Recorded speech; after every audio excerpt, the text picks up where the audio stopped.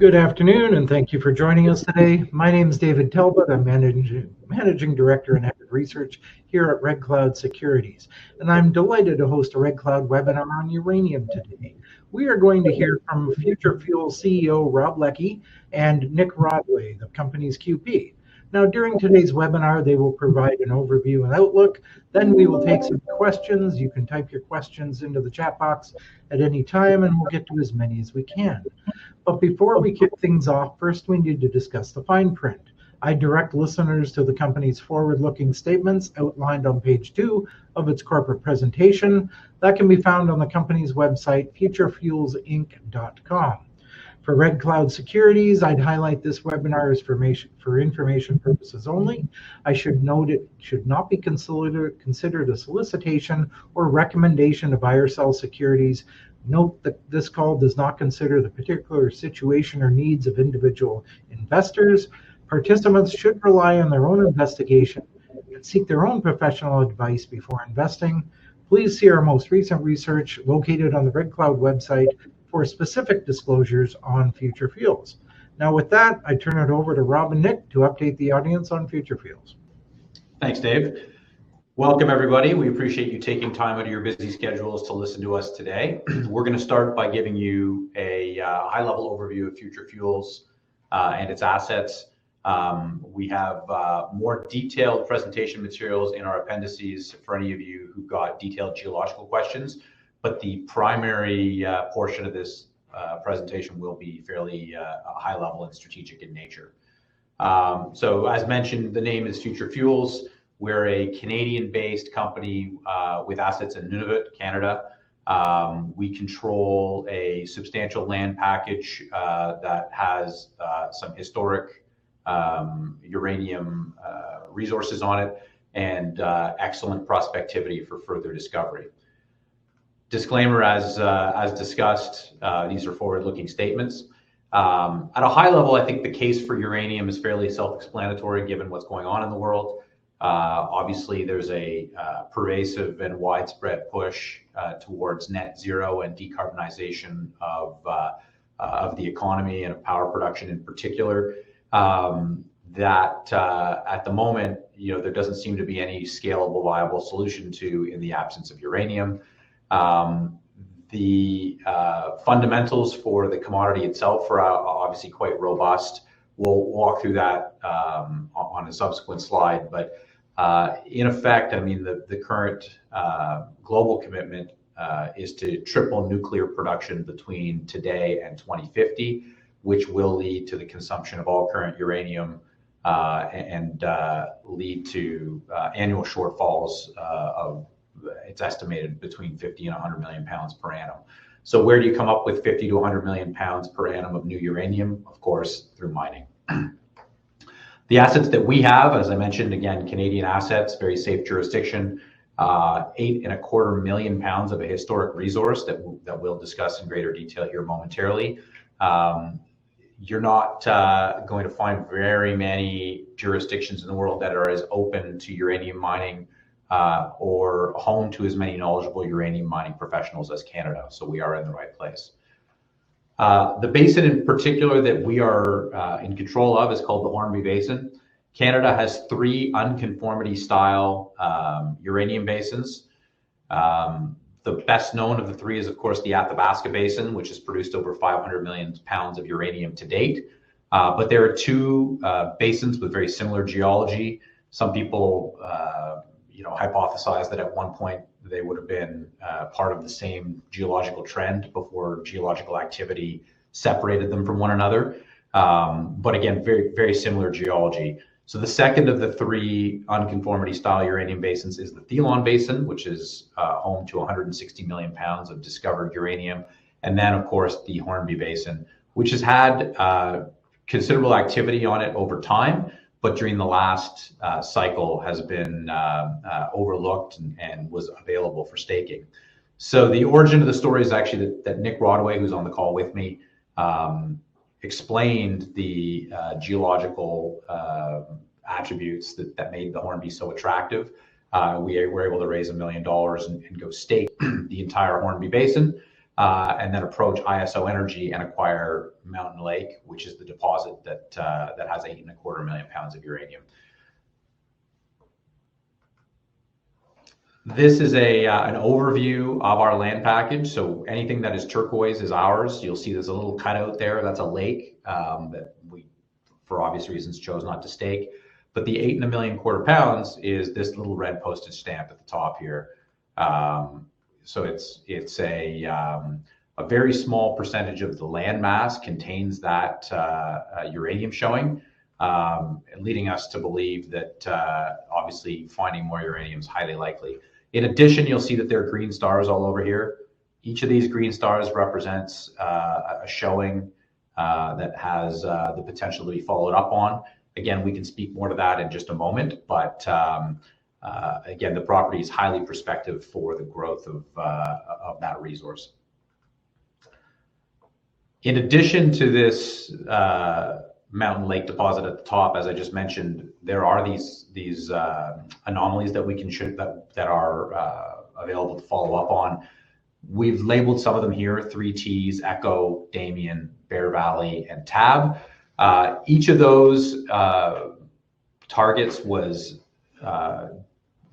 originally, discovered, for lack of a better word. It's not a formal discovery. It was found using preliminary exploration techniques. Each of them used a different technique. The takeaway there is that there is uranium that is pervasive on this property, and that using virtually any preliminary exploration method, you're going to find uranium. So there's a ton of work to do here in addition to our core asset. The Mountain Lake uranium deposit is, however, the crown jewel of what we own. It's a 5-claim land package that's about 14,000 acres, just shy of 14,000 acres. So it represents about 2% of our land package. It was worked extensively from the 1960s until the 1980s and hasn't seen much organized technical work from that time to the present, which makes it very exciting to be able to compile all the historic work, digitize it, and then follow up on what was found. There was about 26,000 meters of drilling completed, by the way, to put the scale of the digitization project in proper context. So there's quite a bit of historic work that's been purchased, acquired by us through our staking. And we're confident that we're going to be able to develop a very attractive model that's going to point us in the right direction. This is a side view of what's been found. So despite the deposit style being called an unconformity style deposit, this historic resource is actually called stratabound. So that yellow unit would be a sedimentary stone that contains a widely disseminated uranium target. So instead of being highly concentrated and higher grade, it's pervasive in that sedimentary stone and relatively straightforward to model. So the 8.25 million pounds has been found on about 12% of the land package for the Mountain Lake claims, which would mean that we've got a substantial amount of property to continue to drill if we want to expand that stratabound deposit. We estimate that we'll be able to grow the resource substantially, by multiples, with another 10,000 to 12,000 meters of drilling. Again, this is a bit more of a technical slide. If anyone's got any questions about the geological or technical components of the project, we can revert back to this, but we'll skip over this for now. The development milestones, as discussed, May 2024 is when the idea came together. We raised some money. We acquired our initial staking package and then expanded our land package, eventually culminating in the acquisition of Mountain Lake. And we're in the midst of planning some ground truthing, while again digitizing all the work that we've acquired and working to generate some targets for follow-up. The upcoming exploration plans, as mentioned, we're going to be digitizing the work. We've got about $500,000 worth of desktop work planned, and then another $500,000 of ground truthing. We have been approached by a number of flow-through investors to offer us multi-million-dollar investments, At this point, we're holding off on it until we have a better understanding of exactly what we're going to do with the land package and what our capital requirements will be at that time. Capitalizations with 67.7 million shares outstanding, 5 million warrants, 5 million options and 17 million warrants, fully diluted shares outstanding of 90 million. We're in the 40 to 41 cent range today. We've traded as high as 80 cents in the last 90 days. There's been a bit of a pullback in recent weeks for reasons that I think are fairly self-explanatory, given the volatility in the market. We would expect, given the tightness of our share structure and the relationship we have with our early investors, that our share price is going to weather the storm here and will rebound as the market stabilizes and people get more comfortable with risk assets. In terms of leadership, I've got myself and Nick. I'm a longstanding participant in Canada's junior capital markets with a focus on mining. Have worked in corporate finance and asset management. At one point, we helped oversee a book of $550 million worth of junior resources. Decided in the last few years that I wanted to pursue my own deals, and this is the transaction that has drawn me into the management of these companies. Nick, if you'd like, you can speak to your background here. Sure, yeah. So I was previously a director on FTUR Fuels, formerly Seville Resources. Helped put together the preliminary projects that were into the company, and then now the Hornby area. Myself and a team have assembled this project along with Rob, and we've kind of put the whole thing together. I've got about 6 years of experience in Nunavut, specifically Baffin Island, so I know the permitting procedures and the geology pretty well in Nunavut. And now I guess I'm forerunning the exploration program here now, and we're just going to try to work to looking in further to these underexplored targets, and also further extend the Mountain Lake deposit. Great, thanks Nick. CFO is Jody Belfleur, 20 years experience in the public markets, and more than capable of making sure that we remain compliant with all our obligations. At the board level, Alicia Milne, CEO of Q2 Metals Corp. Again, 20 plus years experience, extensive experience in mining. Mark Riccio worked at Denham Private Equity and at Macquarie Bank in Sydney on the project construction finance team for mining. And then Bern Christmas, who is the first person of Mi'kmaq descent in Canada to get a law degree, so a very accomplished lawyer and tremendous experience in helping structure agreements with First Nations. Tripling nuclear energy, as mentioned, is the mandate that's been communicated by the global finance and environmental community. We could, at this point, turn it over to the audience for questions, Dave, but we're happy to walk through the asset details at a more technical level, but depending on what the audience wants to know, that may or may not be relevant. Okay, sounds good, guys. Why don't we, first of all, thanks for an informative presentation.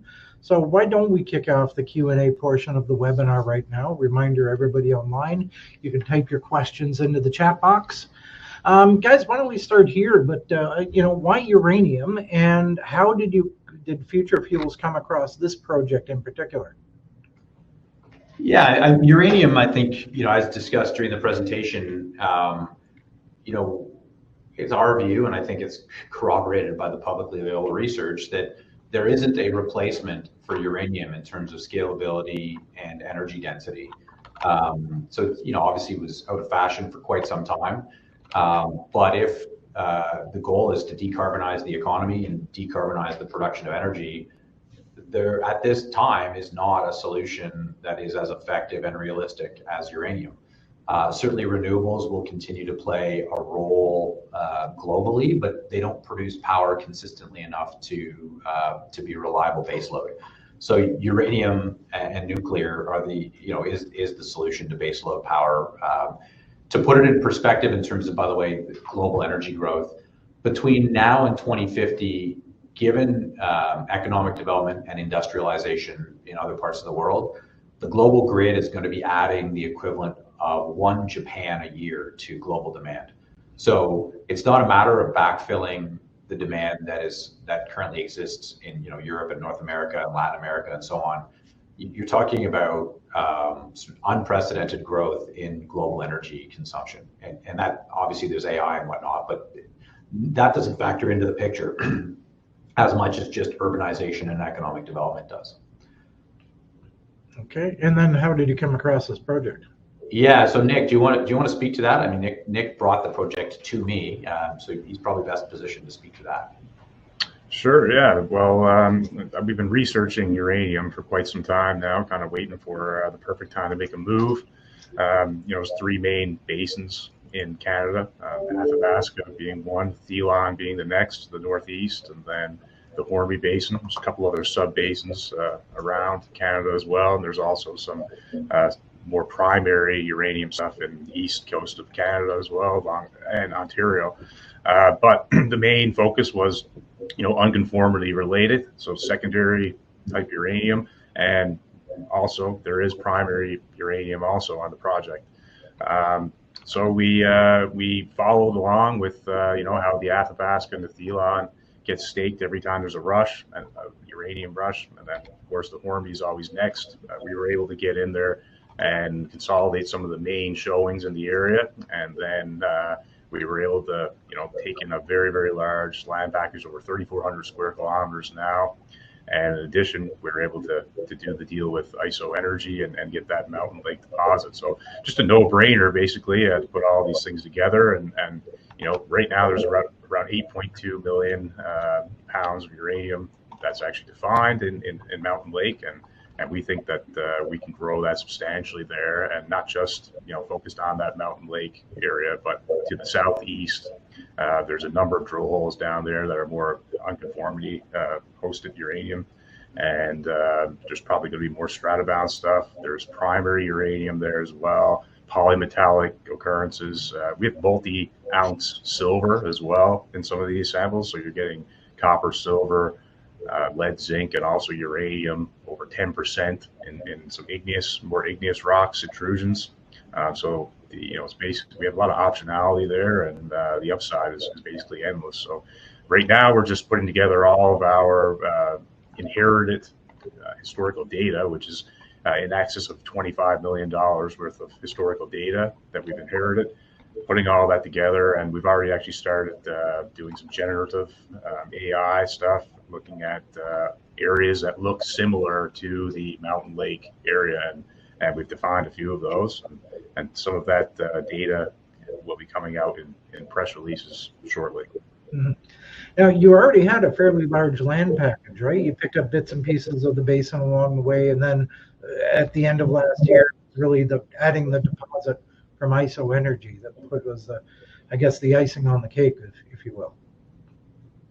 Yeah, that's correct. So the original idea was to stake the entire unconformity, which again, as discussed, Nick had outlined, and so we first put up $250,000 of our own money, and then rounded that out with another $750,000 of third-party money. But once that was done, of course, it was obvious to go speak to ISO. We'd actually spoken to them a little bit earlier, and they'd said, hey, if you complete the staking, come back and see us. So at that point, we went back to see them and transacted on the asset. But it was a no-brainer to go pursue, 8.25 million pounds of historic resource, obviously, and $25 million worth of work. For a company of our size, it's a remarkable opportunity and platform for further growth. Mm-hmm. And could you maybe elaborate a little bit on your relationship with ISO Energy? Are there any benefits to working with the company? How supportive have they been? Because they do have an interest in future fuels. They've been extremely supportive. They are a 19.9% shareholder and have telegraphed their desire to remain a 19.9% shareholder. I currently have an office actually in their offices. We have access to their technical team for any questions that we might have. I mean, they're not contracted to us, but certainly the relationship is open enough and cordial enough that if we have questions about logistics or about geology, Nick is able to speak to his counterparts at ISO. And really, we anticipate that this relationship will not only remain robust, but given the focus that ISO has on the Hurricane deposit, we believe that we're going to be a partner of choice for them as they look at other non-core assets. Mm-hmm. How should investors be looking at the Hornby Basin? You know, geologically, are there any similarities or differences between it and the Athabasca? And is really high-grade uranium still the target? Well, so I'll let Nick answer this in greater detail, but the short answer is that it's very similar to the Athabasca and the Thelon. Notwithstanding that, we have an 8.25 million pound historic resource. That's a stratabound deposit that differs slightly from what you would see typically in an unconformity style deposit. Again, lower grade but more widely disseminated. That being said, you know, even in the 1970s, ESSO was hitting high grade uranium at Mountain Lake. So, you know, there are holes of in excess of 5% U3O8 or 5% uranium that were not included in that historic resource because they weren't targeting an unconformity style deposit. They wanted a stratabound deposit. That being said, I'll throw it over to Nick to speak to this in greater detail. But yes, there's quite a bit of similarity between the Athabasca and Hornby. Yeah, so on the 27th, I believe it was, of February, we actually put out a press release there, and we covered a section there comparing the geology between the Hornby, Thelon, and the Athabasca. And, you know, all three basins, they all host primary and secondary uranium. And again, primary being intrusion, directly an intrusion, secondary coming from an intrusion, and then being dispersed in a sedimentary unit. So all these basins have very similar geology. I guess originally I was looking at Beaver Lodge style, so it's one of the best known ones in the Athabasca area, and that is unconformity hosted. But yeah, I mean, everything is coming from a central intrusion here and percolating up, and we're finding it associated with other base metals and precious metals as well in that intrusion itself. And then from that, it's basically getting trapped in reactivated fault structures, which is this is very common for all three basins. Another company working down to the southeastern, the Thelon Basin, is Atha Uranium. They're also similar story. I think they've spent over $3 million staking that whole basin there as well. And then of course down in the Athabasca, there's probably 50 to 100 different companies working down there. But yeah, I would refer to that news release there for more specifics. Okay, February 27th. Okay. So Mountain Lake deposit hosts 8.25 million pounds, as you've mentioned.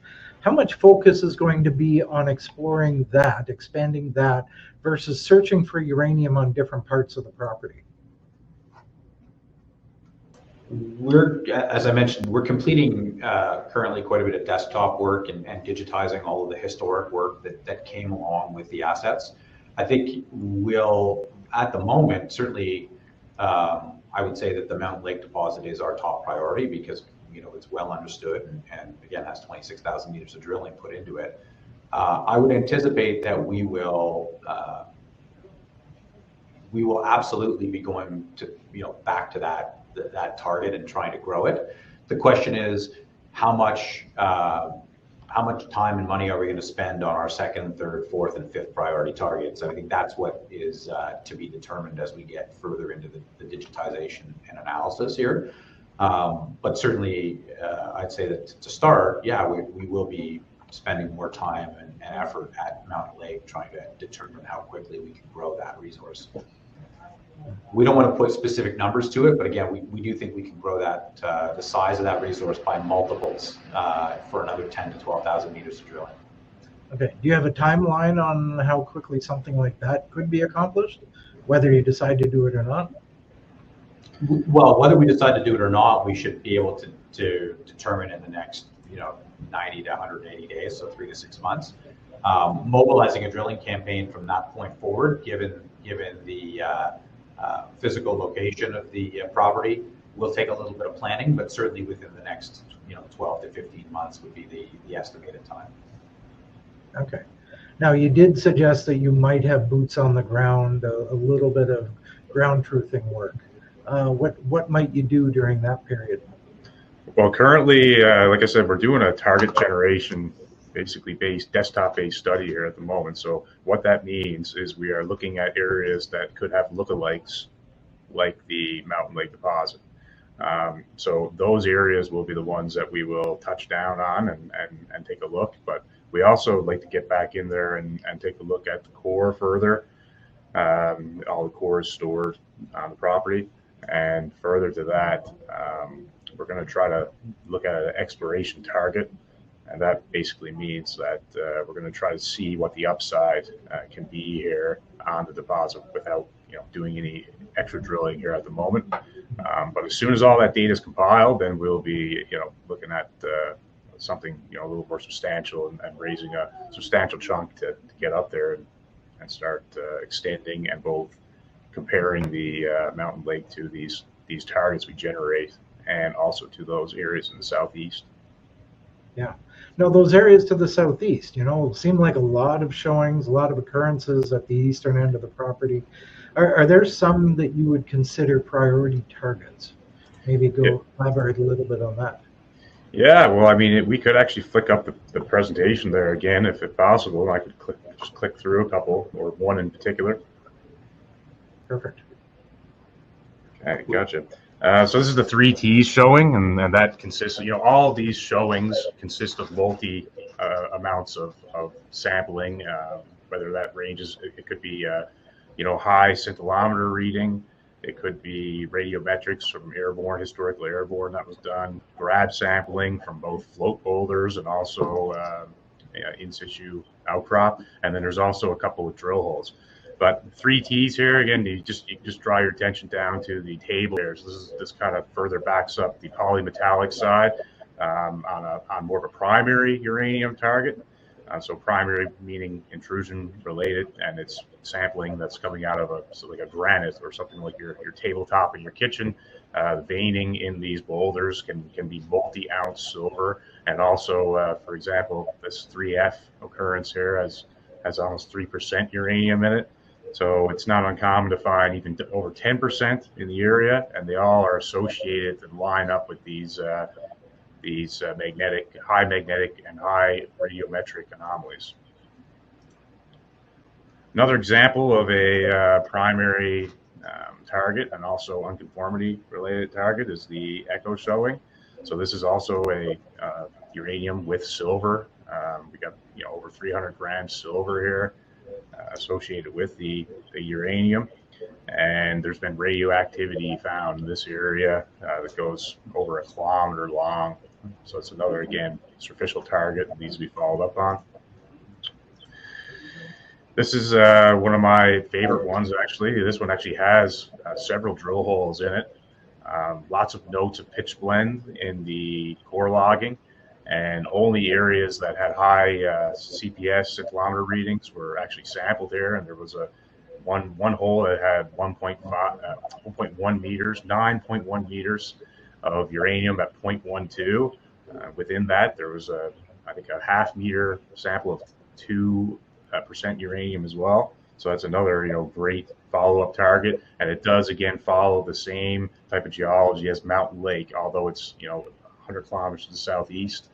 It also has a graben-like structure, and the uranium is coming up and the intrusion in the area, and it's getting both disseminated, stratobound in the sedimentary unit, and it's also percolating up and getting situated in the reactivated faults. Bear Valley, again, we're talking, this is a large area as well, so make sure you look at the scale here. But in the Bear Valley specific, again, inherited multi-million dollars of historical data here, including a radiometric survey including full till sampling across the property. And with that, we've identified 4 or 5 target areas. And again, that's based upon all historical data. So all this stuff will be also fed into our model here. And again, looking for lookalikes to the Mountain Lake deposit. This is a legacy property that we've had in Future Fuels, and it's located in Quebec. It's up in the La Grande Reservoir area. This is a property that I personally did all the work on, and it's based upon a VTEM survey that we flew back in 2016.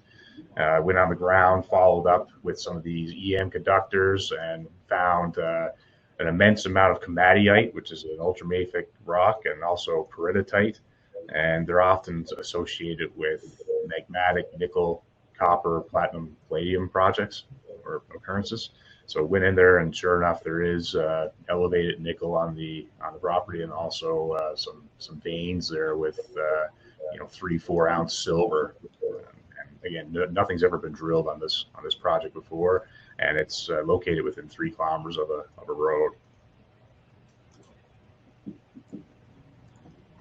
Okay, that was perfect. Great. Thank you for going into the details there.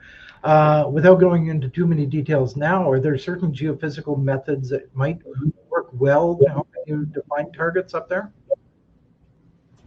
Yes, well, actually, Mountain Lake or ISOenergy has had a lot of luck with gravity. So, the only way to make gravity useful is you need to have kind of a precursor or something that it has worked on. Gravity meaning, the rock is denser in one area than another. So we do know that at Mountain Lake, the unit 11 and 12 that we spoke about, so they're both sedimentary units, very similar in style.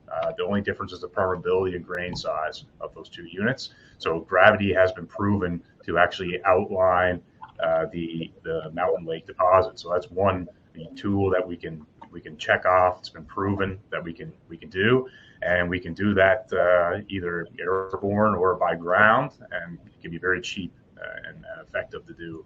You get a gravimeter and try to mimic the same densities that are at Mountain Lake. Yeah, gravity makes sense.